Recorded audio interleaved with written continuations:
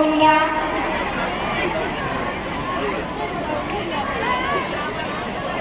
हळद लावून घ्या चरण कमळांना.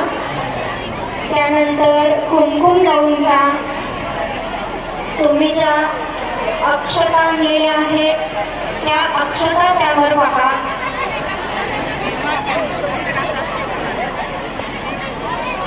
अक्षता वाहिल्यानंतर तुमच्या औषधाच्या ताटामध्ये जी फुलं आणलेली आहेत त्यातील काही फुलं अर्पण करा त्यांच्या चरण कमलांवर.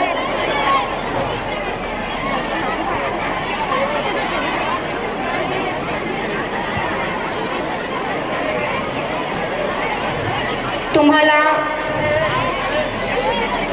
निरांजन आणि कापूर आणायला सांगितलेला होता. त्या निरांजनामध्ये आता कापूर लावून घ्या. कापूर लावत असताना काळजी घ्या की काडी पेटीतली काडी परत तुमच्या ताटामध्येच ठेवाल. खाली मॅट ठेवलेला आहे.